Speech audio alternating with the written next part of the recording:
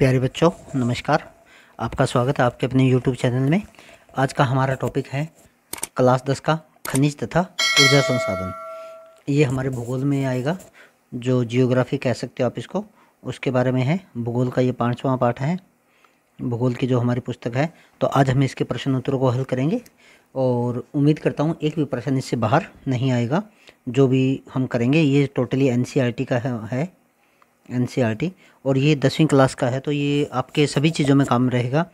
CET है, estate है, या आपका HCS है, सभी तरह के एग्ज़ाम के लिए बहुत ही महत्वपूर्ण होने जा रहा है 12 सेशन। तो चलिए शुरू करते हैं। पहला प्रश्न देखते हैं। दंत मंजन में, जो दांतों का मंजन होता है, कौन कौन से खनिज पदार्थ प्रयोग किए जाते हैं? तो जो दांत साफ करने के लिए जो मंजन बनाया जाता है उसमें सिलिका होता है, चूना पत्थर होता है, एल्युमिनियम ऑक्साइड होता है, और ये सब अपघर्षक खनिज होते हैं। तो क्या क्या होता है? सिलिका, चूना पत्थर, एल्युमिनियम ऑक्साइड, इनसे दांतों को साफ़ किया जाता है। और जो चूना होता है, चूना पत्थर, उसमें कैल्शियम भी होता है जो दांतों को मजबूती देता है। अगला हमारा प्रश्न है, फ्लोराइड क्या है? तो फ्लोराइड दांतों को सड़ने से रोकता है, दांतों को घसने से रोकता है। यह फ्लोराइड नामक खनिज से प्राप्त किया जाता है। ये बढ़ना नहीं है, यहाँ पे घिसना है, घिसना। फ्लोराइड दांतों को घिसने से रोकता है और यह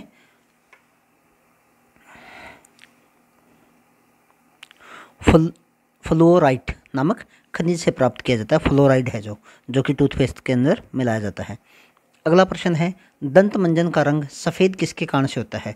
जो दांतों का मंजन होता है वो सफ़ेद होता है अधिकतर, तो किसके कारण होता है? टाइटेनियम ऑक्साइड के कारण होता है।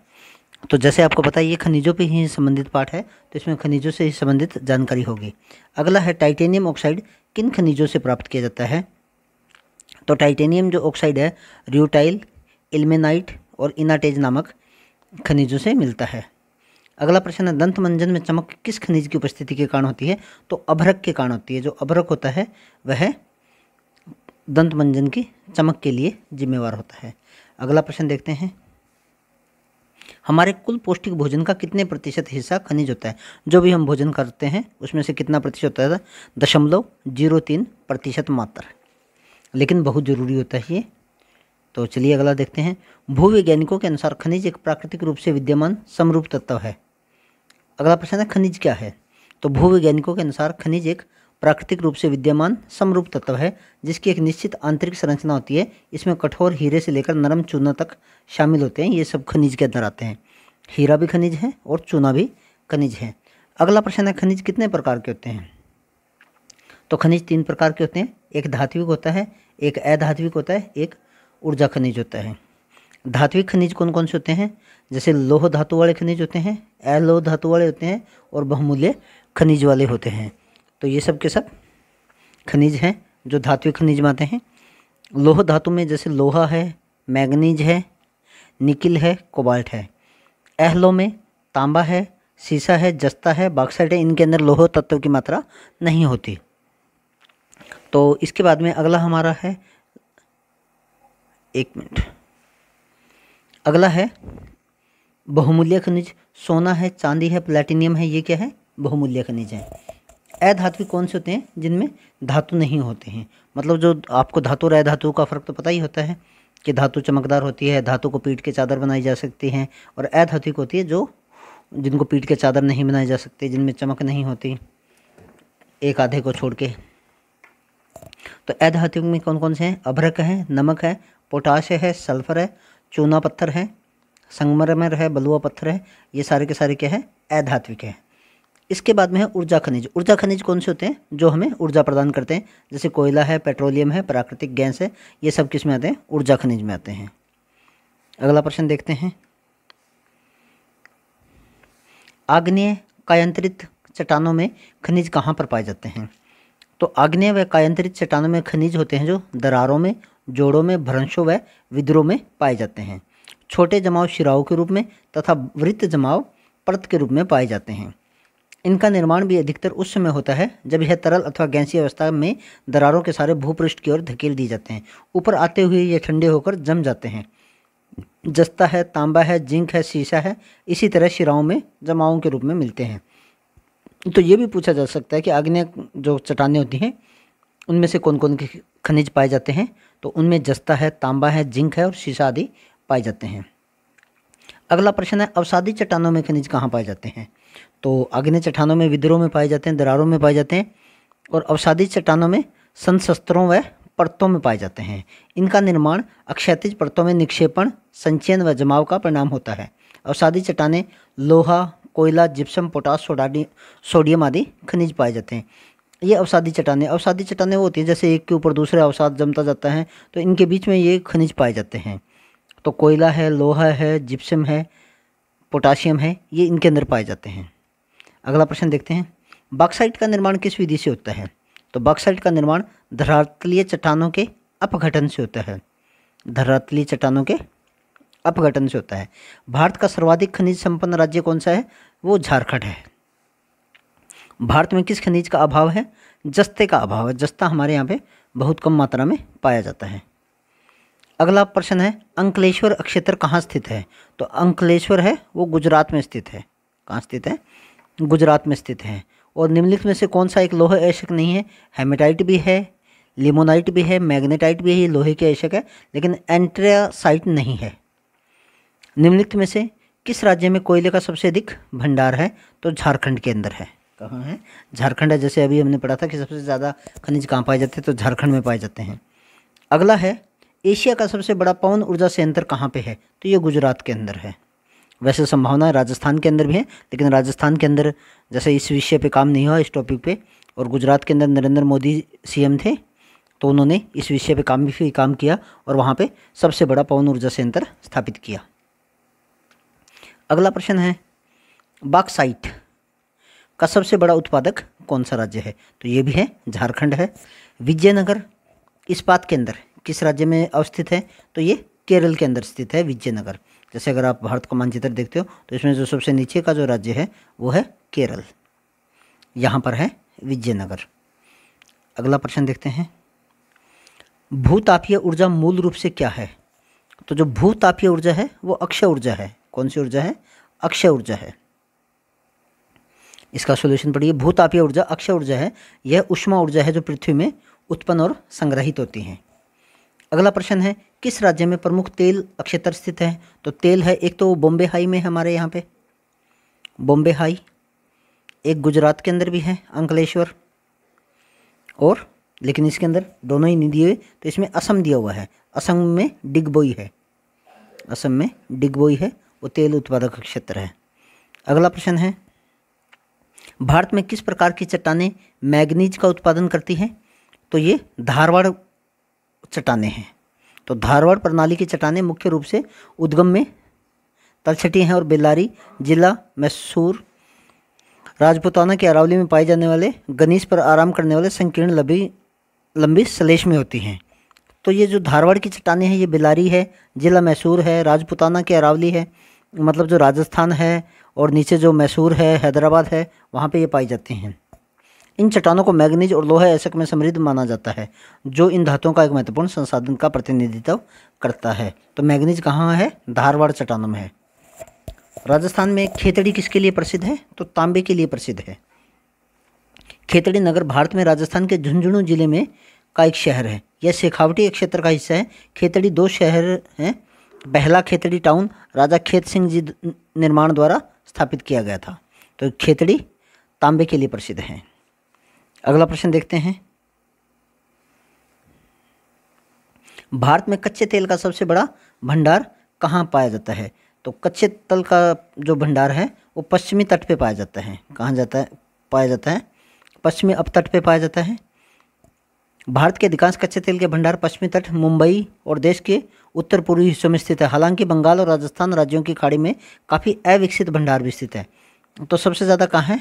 पश्चिमी तट पे है। जो भारत का जैसे अगर हम नक्शा देखते हैं तो उसके अंदर यहाँ पे जैसे महाराष्ट्र है उसके आसपास है, यहाँ पे जो गुजरात है उसके आसपास है। तो ये कौन सा तट है। पश्चिमी तट है, क्योंकि ये पूर्वी हो गया और ये पश्चिमी तट हो गया। अगला है, भारत का कौन सा राज्य क्रोमाइट के उत्पादन में लगभग एकाधिकार है। तो एक क्रोमाइट है। तो क्रोमाइट का अधिकार है? तो क्रोमाइट है जो वो उड़ीसा के अंदर है, एक अधिकार सिर्फ क्रोमाइट है वो उड़ीसा के अंदर ही पाया जाता है। तो इसकी व्याख्या देखते हैं। जो क्रोम एसक है और क्रोम कॉन्सेंट है उसका जो उत्पादन है पिछले 5 वर्षों में काफ़ी सुसंगत रहा है। बांगुर क्रोम एसक खदान कौन सी है? बांगुर क्रोम एसक खदान है, वो उड़ीसा की पहली और एकमात्र भूमिगत खदान है। तो कहाँ पाया जाता है? क्रोमाइट ओडिशा के अंदर पाया जाता है। अगला प्रश्न है, भारत में से किस राज्य में सौर ऊर्जा के लिए उच्च क्षमता है? तो कहाँ है? राजस्थान के अंदर है, क्योंकि राजस्थान में सूर्य का प्रकाश काफ़ी ज़्यादा आता है। जगह भी जैसे अगर हम देखते हैं राजस्थान के अंदर रेतीले टिब्बे हैं, तो वहाँ पे काफ़ी कुछ मतलब फसल वगैरह नहीं होती, तो इसलिए वहाँ पे ये चीज़ें की जा सकती हैं। राजस्थान को 2 महत्वपूर्ण संसाधन दिए गए हैं जो सौर ऊर्जा उत्पादन के लिए आवश्यक है। प्रति वर्ग इंच सौर विकिरण का उच्च स्तर, मतलब 1 प्रति वर्ग इंच पे यहाँ पे सूरज की धूप ज़्यादा पड़ती है। और दूसरा क्या है? बड़ी मात्रा में सन्निहित उपेक्षाकृत समतल और अविकसित भूमि है। एक तो ज़मीन है वो समतल है और दूसरी अविकसित भी है जहाँ पे नहरें वगैरह ज़्यादा नहीं है। अगला है, जादूगुड़ा निम्नलिखित में से किसके लिए प्रसिद्ध है? तो जादूगुड़ा जो है वो यूरेनियम के लिए प्रसिद्ध है। किसके लिए प्रसिद्ध है? जादूगुड़ा है जो यूरेनियम के लिए प्रसिद्ध है। जादूगुड़ा खदान भारत के झारखंड राज्य में है। कहाँ पे है ये? झारखंड के अंदर है। और बताया है आपको कि झारखंड में सबसे ज़्यादा खनिज पाए जाते हैं। राज्य के पूर्वी सिंहभूमि, ये एक ज़िला है वहाँ पे, पूर्वी सिंहभूमि जिला के जादूगुड़ा गांव की एक यूरेनियम की खदान है। ये गांव का नाम है जादूगुड़ा, वहाँ पे है ये झारखंड के अंदर। और कौन सा जिला है? सिंहभूमि जिला है, पूर्वी सिंहभूमि। अगला प्रश्न देखिए, निम्नलिखित कोयला खदानों पर विचार करिए। बोकारो, आदिलाबाद, रानीगंज और विश्रामपुर। तो अगर हम इसको देखें तो इसमें 4 खदानें दी हुई हैं, बोकारो, आदिलाबाद, रानीगंज और विश्रामपुर। तो मैंने ये नक्शा बना दिया है। तो जैसे रानीगंज है वो पश्चिम बंगाल के अंदर स्थित है, तो सबसे पहले 3 नंबर वाला आएगा रानीगंज 1 नंबर पे। तो सबसे पहले 3 नंबर वाला देखते हैं, इसके अंदर है और इसके अंदर है, तो इसलिए आप इन दोनों को काट सकते हो। दूसरा है, फिर उसके बाद में दूसरे नंबर पे आएगा बोकारो, दूसरे नंबर पे आएगा बोकारो। पहला है जो, तो ये दोनों के अंदर ही है, तो दूसरा बोकारो आ जाएगा। बोकारो कहाँ स्थित है? बोकारो झारखंड राज्य में स्थित है। फिर उसके बाद में तीसरे नंबर पर आएगा विश्रामगंज, विश्रामपुर। और ये जो विश्रामपुर है ये छत्तीसगढ़ के अंदर स्थित है। विश्रामपुर कहाँ है? छत्तीसगढ़ में है। तो तीसरे नंबर पे आ जाएगा विश्रामपुर। तो ये हमारा बी ऑप्शन सही हो जाएगा। तो चलिए इसकी व्याख्या देख लेते हैं। रानीगंज कोयला क्षेत्र मुख्य रूप से भारतीय राज्य पश्चिम बंगाल में वर्धमान जिले में स्थित है और जमशेदपुर से 200 किलोमीटर के भीतर झारखंड राज्य में झरिया और वेस्ट बोकारो में टाटा स्टील का कोयला खदान है। विश्रामपुर कोयला खदान छत्तीसगढ़ में स्थित है। और उसके बाद में है आदिलाबाद। आदिलाबाद है वो तेलंगाना राज्य में स्थित है। कहाँ है? तेलंगाना राज्य स्थित में। और यह दक्षिण का प्रवेश द्वार भी कहते हैं इसको, आदिलाबाद को। ये प्रश्न भी पूछा जा सकता है कि दक्षिण का प्रवेश द्वार किसे कहते हैं? तो आदिलाबाद को कहते हैं। तो चलिए अगला प्रश्न देखते हैं। निम्नलिखित में से किस जिले में स्वर्ण अक्षेत्र नहीं है, सोना नहीं पाया जाता? तो अनंतपुर में है, कोलार में भी है और रायचूर जिले में भी है। लेकिन जो विशाखापट्टनम है वहाँ पे सोने की खान नहीं है। तो इसका उत्तर होगा विशाखापट्टनम। अगला प्रश्न है, निम्नलिखित में से तेल क्षेत्रों में से कौन सा सबसे पुराना और अभी भी तेल उत्पादन कर रहा है? बॉम्बे हाई, डिगबोई, अंकलेश्वर और नहर कटिया। तो ये इंग्लिश में लिखा गया नहर कटिया। तो इनके अंदर से सबसे जो पुराना है वो है डिगबोई। सबसे पुराना कौन सा है? डिगबोई है, असम में। और यह 1901 में हुआ था। असम ऑयल कंपनी लिमिटेड द्वारा की गई थी। यह ऊपरी असम जिले में तिनसुकिया में स्थित है। डिगबोई तेल क्षेत्र में दुनिया का सबसे पुराना चलने वाला तेल कुआं है। अगला है, निम्नलिखित में से किस में कार्बन का उच्चतम स्तर पाया जाता है? तो सबसे अच्छा कोयला कौन सा होता है? एंथ्रेसाइट कोयला होता है। कौन सा होता है? एंथ्रेसाइट होता है, क्योंकि इसमें 87% तक कार्बन पाया जाता है और ये कठोर कोयला होता है। और ये जो लोहे की भट्टी वगैरह होती है उनके अंदर ये यूज किया जाता है। तो चलिए अगला देखते हैं, विश्रामपुर। ये विश्रामपुर फिर आ गया है कि खनन किसके लिए प्रसिद्ध है? तो कोयले के लिए प्रसिद्ध है। किसके लिए प्रसिद्ध है? कोयले के लिए प्रसिद्ध है। छत्तीसगढ़ में है ये। कहाँ है? छत्तीसगढ़ में विश्रामपुर। छत्तीसगढ़ दूसरा सबसे अधिक कोयला उत्पादक राज्य है। इसमें देश की 15% कोयले की मात्रा है, जबकि यह देश में 16% कोयले का उत्पादन करता है। उत्तरी छत्तीसगढ़ के मुख्य कोयला क्षेत्र में चिरमिरी, कुशिया, विश्रामपुर, घिलमिली, सोनहट, लखनपुर और सौदौरगढ़ और रामकोला शामिल है। ये कुछ प्रमुख स्थान है छत्तीसगढ़ के जहाँ पे कोयला उत्पादन होता है। भारत में निम्न स्थानों पर कौन सी धातु पाई जाती है? हट्टी, कोलार और रामगिरी। तो इसमें क्या पाया जाता है? सोना पाया जाता है। क्या पाया जाता है? सोना। कोलार के खाने मशहूर खाने हैं, कर्नाटक के अंदर है ये। हट्टी हैं, रामगिरी हैं, यहाँ सभी जगह सोने की खाने पाई जाती हैं। अगला है, निम्नलिखित में से कौन सा एक जिला उत्तराखंड में मैग्नेसाइट जमा का सही क्रम निर्देशित करता है? तो इसमें देखिए, बागेश्वर है, पिथौरागढ़ है, चमोली है, देहरादून, टिहरी गढ़वाल, बागेश्वर, उत्तरकाशी, रुद्रप्रयाग, नैनीताल, चंपावत, उधम सिंह नगर और पौड़ी गढ़वाल। तो इसमें से वो कह रहा है कि मैग्नेसाइट के बारे में बताना है। तो ये मैग्नेसाइट जमा किन जिलों में है? बागेश्वर में है, पिथौरागढ़ और चमोली में। ये पहला ही हमारा ऑप्शन ठीक है। बागेश्वर, पिथौरागढ़ और चमोली उत्तराखंड में मैग्नेसाइट की यहाँ पे मात्रा पाई जाती है। अगला जो प्रश्न है हमारा, कौन सा समूह भारत में वार्षिक कोयला उत्पादन का लगभग 90% हिस्सा प्रदान करता है? तो जो झारखंड है, ये देखिए झारखंड वाला तो मिलेगा, तो या तो ये सही होगा, ये दूसरा, और दूसरा क्या है? उड़ीसा और पश्चिम बंगाल। उड़ीसा और पश्चिम बंगाल, क्योंकि मध्य प्रदेश में तो कोयला पाया नहीं जाता, तो हमारा ये वाला ऑप्शन सही होगा। तो झारखंड, उड़ीसा और पश्चिम बंगाल। तो भारत में वार्षिक कोयला उत्पादन में झारखंड, उड़ीसा और पश्चिम बंगाल राज्यों का जो हिस्सा है वो लगभग 90% है, क्योंकि सबसे अधिक जो कोयला है वो यहीं पे पाया जाता है। अगला प्रश्न देखते हैं। अगला प्रश्न है, निम्नलिखित कथनों पर विचार कीजिए। बालाघाट अपने हीरो के खाने के लिए जाना जाता है। तो बालाघाट है वो मैग्नीज उत्पादन के लिए जाना जाता है। किसके लिए जाना जाता है? मैग्नीज उत्पादों के लिए जाना जाता है। मझगांव अपनी मैग्नीज उत्पादन के लिए जाना जाता है। तो मझगांव है वो हीरे की खानों के लिए जाना जाता है। ये दोनों ही गलत हैं। तो कौन सा सही है? तो कोई भी सही है। तो इसका उत्तर आएगा डी, ना तो 1 और ना ही 2, दोनों में से कोई भी सही नहीं है। तो बालाघाट अपने मैग्नीज उत्पादन के लिए जाना जाता है और देश के लगभग 80% मैग्नीज का उत्पादन बालाघाट से होता है। मझगांव अपने हीरे की खाने के लिए जाना जाता है, जो मध्य प्रदेश के पन्ना जिले में स्थित है। मझगांव में हीरे की खाने हैं।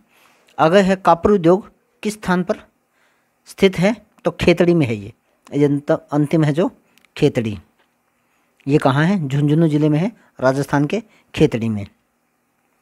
अगला हमारा प्रश्न है, कौन सा लोहा अयस्क बैलाडीला में खनन किया जाता है? तो कौन सा किया जाता है? हेमेटाइट किया जाता है। कौन सा किया जाता है? हेमेटाइट किया जाता है बैलाडीला के अंदर लोहा अयस्क। अगला है, काली क्रांति का संबंध किससे है? मछली उत्पादन से, कोयला उत्पादन से, कच्चे तेल का उत्पादन से या सरसों के उत्पादन से? तो ये है कच्चे तेल के उत्पादन से, क्योंकि कच्चा जो तेल होता है वो काले रंग का होता है, मटमैले रंग का होता है। तो इससे जो संबंधित क्रांति है उसे कहते हैं कच्चे तेल का उत्पादन, काली क्रांति। काली क्रांति। अगला प्रश्न है, तुर्मडीह में किस खनिज का खनन होता है? तो तुर्मडीह है, इसमें पश्चिम बंगाल में स्थित है। ये 24 परगना और तुर्मडीह है जो ये जो जादूगुड़ा है, ये झारखंड के अंदर है। कहाँ है? झारखंड में है, पश्चिम बंगाल में नहीं है। और ये 24 किलोमीटर पश्चिम में स्थित है। तो यहाँ पे यूरेनियम का खनन होता है। जो तुर्मडीह है एक जगह है, जादूगुड़ा के पास है और 24 किलोमीटर दूर है। यहाँ पे भी यूरेनियम का खनन होता है। तो इसी के साथ ही आज का जो हमारा चैप्टर है ख़त्म होता है। उम्मीद करता हूँ ये आपको पसंद आएगा, और अगर आपको किसी प्रकार की कोई क्वेरी हो तो आप मुझसे नीचे कमेंट करके पूछ सकते हो। ये आपका चैनल है GS बाय ईश्वर सर, इसे लाइक और सब्सक्राइब कर देना। Thank you, have a nice day.